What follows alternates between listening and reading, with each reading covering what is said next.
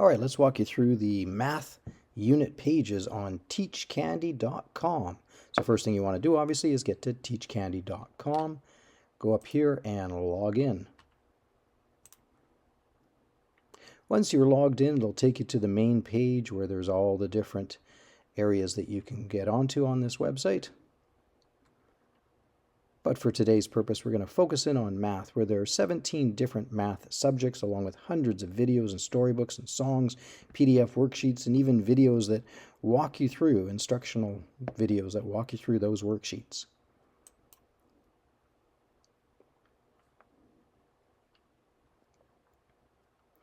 So once we're there, we can see all of the different units. We've got number formation, numeracy, some fun counting sheets for Halloween.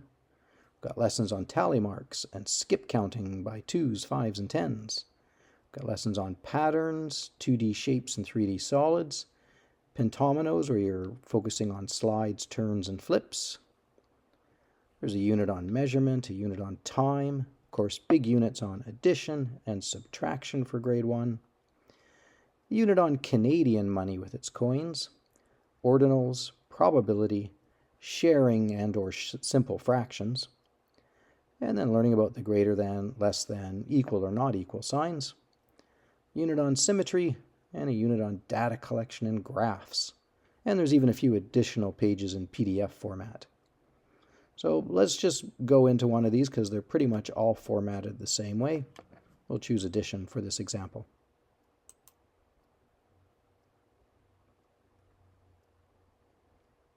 So what you'll find is a little bit of information about addition and what I consider students should learn in grade 1.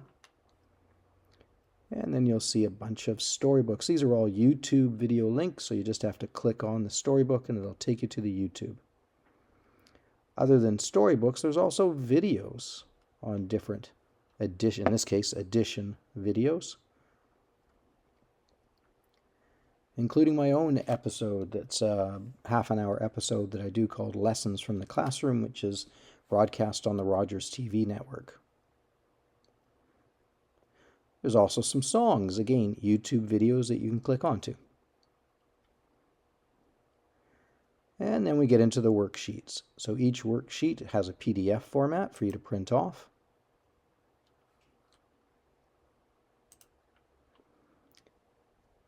And then a video, an instructional video that walks you through that worksheet. Let's take a look at an example of, say, this one. So again, here's the PDF that you can print off. And here's the video that walks you through it.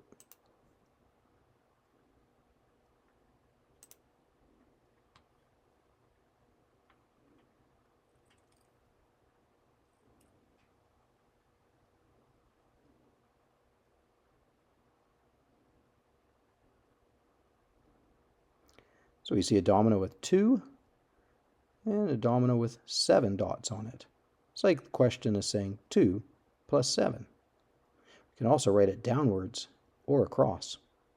And we can reverse the numbers, 2 plus 7 or 7 plus 2. 2 plus 7 or 7 plus 2. We can use some counters to demonstrate.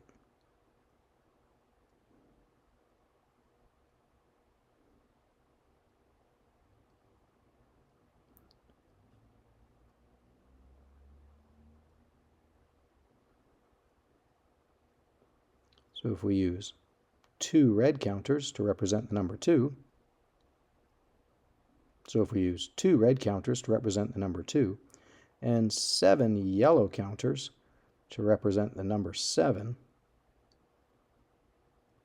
just like it does on the domino itself, then we can count all of the dominoes, or all of the circles that we've used as counters. 3, 4, 5, 6, 7, 8, 9. I can see the answer is 9, and I can write it in.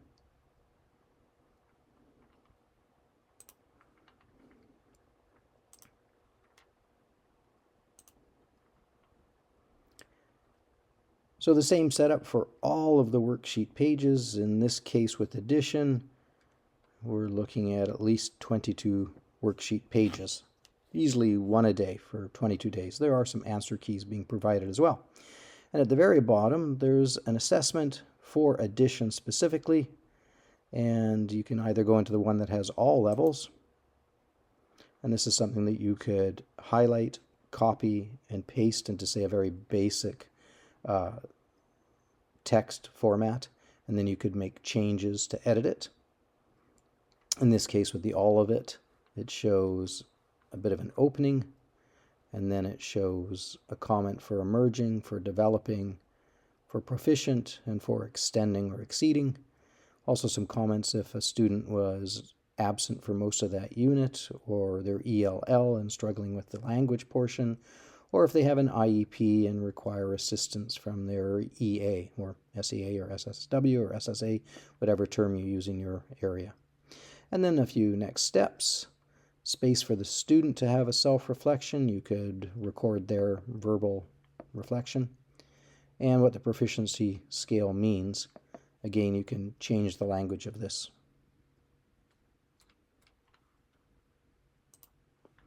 But there's also ones that specifically only talk about the emergent level, or only the developing level, or the proficient level, or the extending level. So it doesn't have all those additional comments.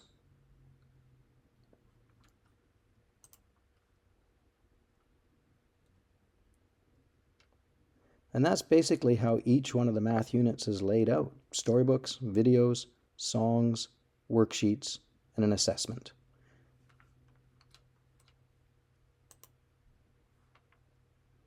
Which is the case for all of the theme units.